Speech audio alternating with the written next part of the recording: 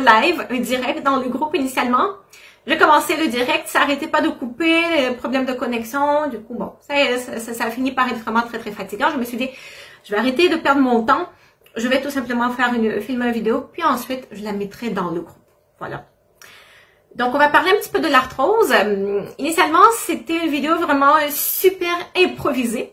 Je suis allée chez la coiffeuse ce matin, qui m'a tout fait des beaux cheveux, avec des waves et tout, elle m'a coupé. Donc, c'est rare que vous allez me voir aussi apprêtée que ça. La prochaine fois, ça va être dans quelques mois, quand je vais revenir chez la coiffeuse, probablement. Donc, je me suis dit, mais quel gâchis si j'utilise pas ce moment pour faire une vidéo. Donc, je me suis dit, vite, petite Marina, il faut que tu trouves un sujet pour faire une vidéo. En vrai, c'était pas si compliqué que ça de trouver un sujet. Vous savez que j'ai toujours tout plein de choses à vous raconter. Et donc, c'est ça, j'ai décidé de faire cette vidéo au sujet de l'arthrose. Vous savez, je suis en train de lire ce livre. J'en ai déjà un petit peu parlé dans les publications précédentes, dans le groupe. Ce livre qui est intitulé « La reprogrammation posturale globale » de Bernard Bricot. C'est un médecin, un chirurgien orthopédiste. Donc, je suis vraiment très, très, très heureuse d'avoir acheté ce livre. Ça m'apporte vraiment beaucoup de preuves. Vous savez, depuis que je m'intéresse de plus en plus à la posture, il y a certaines choses parfois que je sens instinctivement, mais que j'ai pas toujours des preuves scientifiques, des preuves apportées par des personnes comme un peu plus importantes au niveau de leur rang, comme des médecins, entre autres. Donc, je suis très contente parce qu'en fait, ce livre, ça m'apporte beaucoup de preuves à certaines choses que je croyais avant, mais que j'avais parfois un peu peur d'affirmer sans avoir des preuves concrètes, des bonnes preuves en appui, en fin du compte. Puis là, j'ai ces preuves grâce à ce livre, donc je suis vraiment contente. Puis, ça confirme aussi que les choses que je faisais, c'était des bonnes choses, en fin du compte. Donc, au sujet de l'arthrose, regardez, j'étais en train de lire ce livre, puis là, cette phrase qui a attiré mon attention vraiment dans ce livre. Mais il n'y a pas que cette phrase, mais vraiment, je trouvais que c'est autour de cette phrase que j'ai décidé de faire cette vidéo. Et la phrase est la suivante. Ça dit que on a tort de penser que c'est l'arthrose qui fait souffrir. Ok? On a tort de penser que c'est l'arthrose qui fait souffrir. L'arthrose et la douleur ont la même origine, en fin du compte. Et cette origine, c'est la contrainte et le déséquilibre tonique postural qui la sous-tend. Ok? Je vais développer un petit peu plus, vous expliquer qu'est-ce que ça veut dire, cette phrase un peu plus concrètement. Mais je vais vous lire une autre phrase aussi qui dit justement en ce qui concerne l'arthrose, en dehors du terrain et de l'alimentation, parce que bon, l'alimentation joue quand même un rôle aussi dans l'arthrose, mais en dehors de ça, il y a aussi les contraintes mécaniques associées à la diminution de l'amplitude des mouvements. Diminution de l'amplitude des mouvements, ainsi que troubles microcirculatoires locaux interviendront dans sa jeunesse. Donc, ce que cette phrase est en train de nous dire, c'est que c'est la diminution de l'amplitude des mouvements, en fin du compte, qui cause l'arthrose et les douleurs. Ok? Donc ça, c'est important. Je sais que vous êtes nombreux à avoir de l'arthrose, que ce soit au niveau du cou, que ce soit au niveau du dos, au niveau des hanches, au niveau des genoux, au niveau des épaules, peu importe. Ok? C'est que beaucoup de gens souffrent, en tout cas, ou pensent souffrir à cause de l'arthrose. C'est comme un peu pas une excuse vraiment, mais on dirait que c'est comme une raison parfois que les gens vont donner. Puis on dirait que ça explique tout. Ah ben j'ai des douleurs, ah mais c'est parce que j'ai de l'arthrose. Écoute, j'ai de l'arthrose, mais il n'y a rien à faire, c'est ça. J'ai de l'arthrose, j'ai mal, puis ben c'est voilà, il faut que je fasse attention, il faut pas que je fasse certains mouvements pour pas aggraver ma situation, ok? Ce qui n'est pas tout à fait le cas en fin du compte, ok? Vous savez, oui, c'est pas tout à fait le cas. Et c'est de ça que je vais en parler un peu en fin du compte, ok? Donc, ce que j'ai décidé de vous montrer, parce que c'est là que je t'ai rendu dans mon livre aussi, mais c'est de l'articulation, en fait, au niveau de la colonne vertébrale, l'articulation apophysaire, ok? Donc, attendez, c'est comme ça ici. Donc ici, je recrée deux vertèbres OK? Donc, vous voyez, ça, c'est 2 vertèbres. Donc, ce sont quand même des grosses vertèbres. Donc, ça va être plus les vertèbres au niveau du bas du dos. Mais après, on s'en fout. Peu importe quelle vertèbre, ça reste quand même le même principe. Puis même, peu importe l'articulation, le principe reste quand même le même à la base, OK? En ce qui concerne l'arthrose. Donc, ça ici, ça c'est ici que les deux... Bon, là, c'est sûr que moi, c'est en 2D, c'est pas en 3D. Mais c'est là où j'ai identifié en noir, ici, que, en fait, on a l'articulation que les 2 vertèbres sont jointes, OK? Puis là, d'habitude, c'est ici qu'on va avoir le disque intervertébral que j'ai décidé de représenter avec un sac en plastique. Donc, le disque intervertébral qui vise à amortir les chocs entre les vertèbres, entre autres, pas que. C'est ça qui permet aussi de la mobilité et tout. Et donc, normalement, l'articulation en question entre les vertèbres, c'est là ici, en noir. Donc, normalement, c'est à peu près comme ça que les vertèbres vont être jointes entre elles, à cet endroit-là, quand ça va bien. OK? Et normalement, donc, quand elles sont bien positionnées, les vertèbres, mais ça permet le maximum de mobilité au niveau des vertèbres, le maximum de mobilité. En fait, je ne dirais pas le maximum de mobilité, mais une mobilité optimale. Juste la mobilité suffisante sans aller dans trop de mobilité où ça devient au contraire trop hyperlaxe. OK? Donc, quand les vertèbres seront positionnées de cette façon-là, ça va être la façon optimale, en fin du compte, une vertèbre d'être positionnée par rapport à une autre vertèbre. OK? Et qu'est-ce qu'on va souvent observer en fin du compte, mais que ça va être déplacé. OK? Donc, il y aura une formation d'une contrainte. Qu'est-ce que ça voudra dire? Une contrainte, mais regardez, au lieu que l'articulation soit comme ça, mais ça va peut-être plus les vertèbres vont plus se retrouver comme ça, une par rapport à l'autre. Vous voyez? Ça va comme glisser, hop, comme ça ici. Parfois, ça va aussi un petit peu pousser, vous voyez, un petit peu plus par là.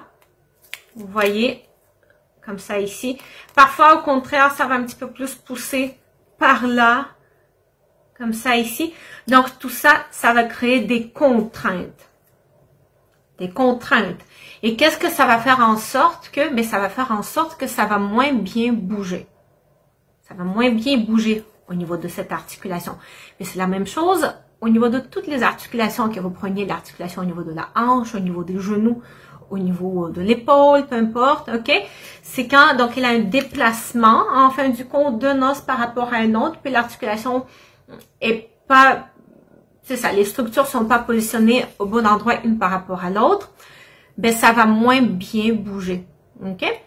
Puis là, on parle d'une contrainte, donc d'une contrainte de bouger, tout simplement. Puis vous imaginez bien aussi que tous les muscles, même tous les petits muscles, tous les ligaments en fait, tous les petits tendons qui vont entourer cette articulation, tu sais, entre autres au niveau des vertèbres, il y a tout plein de petits muscles un peu partout qui vont relier aussi une vertèbre à l'autre. Mais ces muscles-là, ils seront déséquilibrés forcément, OK? Il y en a certains muscles justement, puisque l'espace est un peu diminué entre les deux vertèbres, ils seront constamment pris dans une position un peu plus raccourcie, OK? Peut-être qu'il y en a d'autres muscles à d'autres endroits qui seront constamment comme pris dans une position un peu plus allongée, OK? Puis en fait, c'est ça, déjà, en partant, juste cette contrainte et le fait que, il a un peu trop de raideur au niveau de certains muscles, certains d'autres muscles qui sont constamment étirés, ça, déjà, ça va créer des douleurs, OK? Puis, si on parle de l'arthrose aussi, le fait que, en fait, je vous ai dit, en fait, cette contrainte va faire en sorte que ça va moins bien bouger au niveau de ces vertèbres ou ça va bouger d'une mauvaise façon. Pas comme ça devrait bouger, OK? Mais dans la majorité des cas, en tout cas, ça va beaucoup moins bouger. C'est bon? Et en fait, c'est le fait que ça va moins bien bouger au niveau de cette articulation, c'est ça qui va mener à l'arthrose. C'est quoi l'arthrose? L'arthrose, c'est la destruction du cartilage. Le cartilage, il en a d'un côté de l'os. Ici, il en a à peu près là où j'ai mis du noir. Il y en a de l'autre côté de l'os. OK? Le cartilage sert à protéger l'os. OK? Puis, entre à l'intérieur, entre le cartilage et tout plein d'autres affaires aussi. Au niveau de l'articulation, il y a entre autres un liquide qu'on appelle entre autres un liquide synovial. Et ça, le but de ce liquide, donc si on regarde l'articulation comme une capsule, ok? Donc, on a le cartilage avec le liquide entre les deux. Ben, ce liquide-là, lui, son rôle de ce liquide, c'est de nourrir, entre autres, le cartilage et de fournir des nutriments au cartilage pour pouvoir se régénérer. Ok? Donc, on évacue les déchets. Vous savez que le corps, il se régénère, les cellules se régénèrent. Donc, le but de ce liquide synovial, c'est d'évacuer des cellules qui sont mortes, en fin du compte, de les faire sortir de l'articulation et de faire rentrer les nutriments qui vont permettre de former des nouvelles cellules, de refaire du cartilage, ok? Et ça, pour que le liquide synovial puisse bien faire ce travail, il faut que l'articulation bouge. Ok, c'est ça qui est important. Ok, vous voyez, c'est comme quand vous avez un vélo qui est un peu rouillé, puis là vous mettez de l'huile, ok, ou par exemple au niveau de la porte, parfois ça fait des crunch, ok. Donc souvent on va mettre un petit peu d'huile dedans au niveau de trucs qui fait crunch, puis ensuite on va bouger, que ce soit le vélo ou la porte, il faudra faire bouger le truc pour que l'huile en question se distribue d'une façon égale, puis que ça rentre dans tous les petits trous. Mais c'est la même chose aussi avec le liquide synovial. Il faut avoir du mouvement, suffisamment de mouvement au niveau de l'articulation pour que le liquide synovial se distribue, rentre un petit peu partout au niveau de l'articulation. Et pour pouvoir donc permettre cet échange, on évacue les déchets, puis on fait rentrer les nutriments qui sont dans le liquide synovial justement, qui permet au cartilage de se régénérer. Donc, si on n'a pas de mouvement, si le mouvement est limité parce qu'il y a une contrainte, l'articulation n'est pas capable de si bien bouger parce qu'elle est comme un peu toute coincée.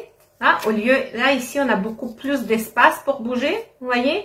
Versus là, ben, c'est tout coincé, ça bouge beaucoup moins bien. Donc, le liquide synovial se distribue beaucoup moins bien à l'intérieur de l'articulation. Donc, l'échange de nutriments se fait moins bien. Le cartilage a beaucoup plus de mal à se régénérer, tout simplement, ok? Et c'est ça aussi qui va mener à la destruction du cartilage. C'est ça qui va mener à de l'arthrose, ok? Donc, l'arthrose, c'est la conséquence de cette contrainte, de cette limitation de mouvement en premier lieu qui s'est installée au niveau de l'articulation. Puis la douleur, si je reviens à la douleur, elle n'est pas forcément reliée à la destruction du cartilage en lui-même. La douleur, une fois de plus, elle est due au fait que l'articulation, ça bouge beaucoup moins bien. Du coup, il y a des raideurs qui s'accumulent au niveau de toutes sortes de petits muscles, ok? Parce que toutes les structures ne font pas bien leur travail comme elles devraient le faire, ok? Et donc, notre corps, ça, il le détecte que il y a des choses qui ne se passent pas de la façon comme elles devraient se passer. Et on va interpréter ça en tant que de la douleur, ok? Et donc, si je reviens à de l'arthrose, le cartilage, le fameux cartilage, pourquoi l'arthrose ne fait pas forcément, c'est pas forcément l'arthrose en question qui cause des douleurs, mais parce que le cartilage, la petite couche qui couvre l'os, le cartilage, il n'y a pas beaucoup de récepteurs de douleur au niveau du cartilage. Le cartilage en soi, c'est une structure qui est pas très bien énervée, ok? Il n'a pas beaucoup de nerfs. Il y a certains petits bouts que oui du cartilage, mais la majeure partie du cartilage, il n'y a pas de récepteur de la douleur. Donc, si oui, ok, oui, le cartilage est un peu effacé, mais c'est pas ça qui cause de la douleur. Là où ça peut mener à de la douleur, où c'est vraiment un stade très avancé, où il ne reste plus du tout de cartilage, du cartilage est pratiquement pas, et c'est plus au niveau de l'os, en fait, que ça va commencer à frotter. Là, on va avoir de la douleur qui est reliée purement à de l'arthrose, en fait, qui est rendue vraiment à un stade très avancé. OK? Mais, mettons, si on est en début de l'arthrose, même l'arthrose du niveau un peu plus moyen, le cartilage, c'est pas le cartilage qui détruit, qui cause des douleurs. c'est le fait que ben, ça bouge pas suffisamment bien au niveau de l'articulation. Et en fait, si vous vous dites, ah ben j'ai de l'arthrose, il faut pas que je bouge, mais vous ne faites qu'aggraver la situation en fin du compte, ok? Mais une autre chose importante aussi, c'est qu'il faut faire attention de ne pas bouger n'importe comment, ok? Parce que ça, en fait, le fait qu'il a une contrainte, que ça bouge pas, donc ça, la cause, en fait, est purement posturale. Donc là, oui, ce qu'il avait dit, monsieur Bricot, lui, il a dit que la contrainte, on a tort de penser que c'est l'arthrose qui fait souffrir. L'arthrose et la douleur ont la même origine, la contrainte et le déséquilibre tonique postural qui la sous-tend. Donc, pourquoi, en fait, l'articulation est prise comme ça, au lieu d'être comme ça? Pourquoi elle a cette contrainte? Ben, parce que les vertèbres sont mal positionnées, une par rapport à l'autre, ok? Et qu'est-ce qui fait en sorte que les vertèbres sont mal positionnées une par rapport à l'autre? Mais c'est un défaut de la posture. Et ça, on peut beaucoup en parler aussi pourquoi le défaut de la posture s'est installé. Parfois, ça peut être un petit peu plus génétique. Parfois, ça peut être des mauvaises habitudes posturales. Puis je dirais même dans la majorité des cas, ça va être des mauvaises habitudes posturales, ok?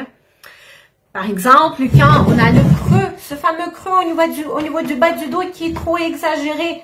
Voilà, tu sais, quand il n'est pas normal, ce creux, quand c'est trop creusé, mais qu'est-ce qui va arriver? Mais justement, ça va se déplacer, ça va se placer, les vertèbres vont se retrouver un peu comme ça ici. Vous voyez, une par rapport à l'autre, dans cette position. Tandis que quand on a le bas du dos qui est au contraire trop plat, on n'a pas du tout de cambrure, ok? La même chose pour le cou aussi, hein? Mais ça va être l'inverse, ça va se retrouver un petit peu plus comme ça. Ok?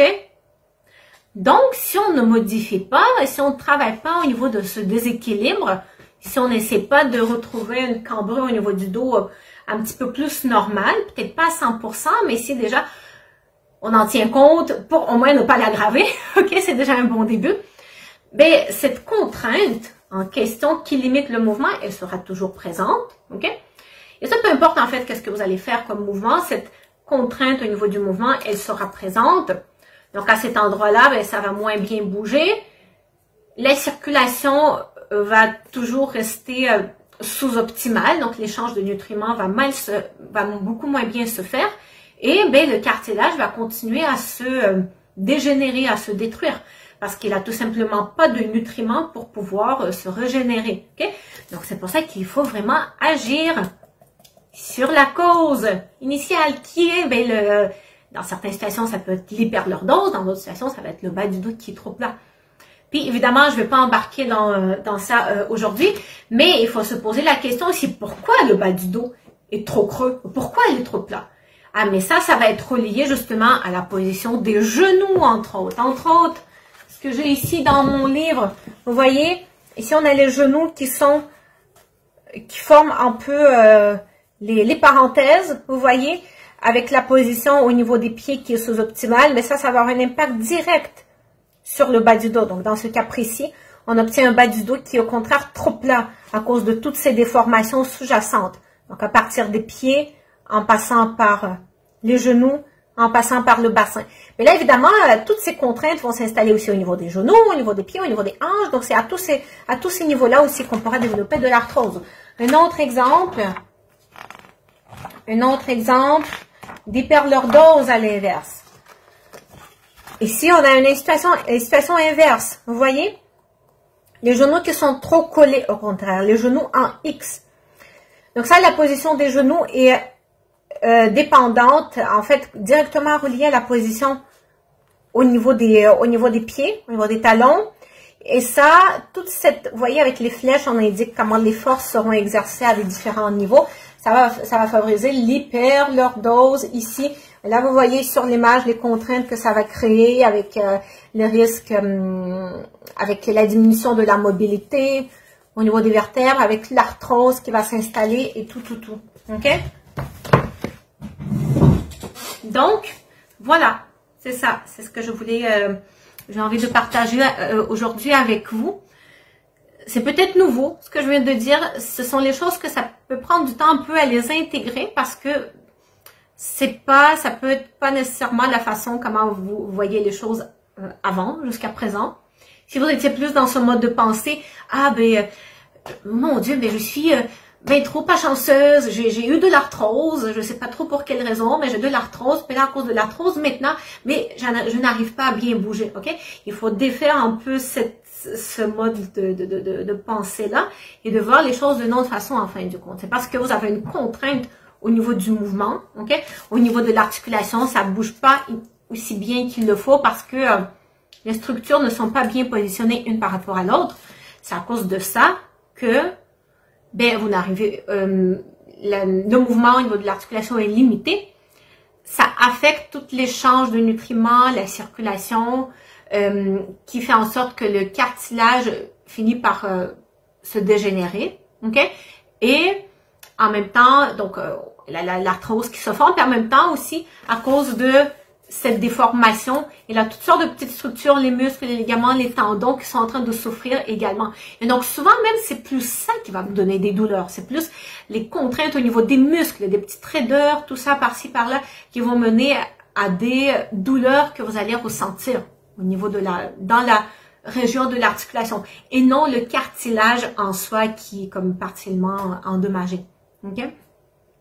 Donc, qu'est-ce qu'on fait pour ça? On travaille notre posture, puis vous savez qu'est-ce que vous devez faire pour travailler votre posture. Vous me contacter, ok? Ou vous réservez votre session, je me réapproprie ma posture avec moi, puis on va regarder votre situation ensemble. Puis on va regarder aussi ma méthode pour vous aider à limiter tous ces dégâts en fin du compte, si ma méthode pourra vous aider, pour être la bonne pour vous aider à retrouver la liberté du mouvement, de vous libérer des douleurs et d'une future dégradation de vos articulations. Donc, vous réservez votre session offerte avec moi, puis on va tout en discuter de ça. Okay? Donc, vous avez le lien quelque part, soit dans la description, soit en commentaire. C'est bon? Donc, une très très belle journée à vous tous et on se revoit très bientôt.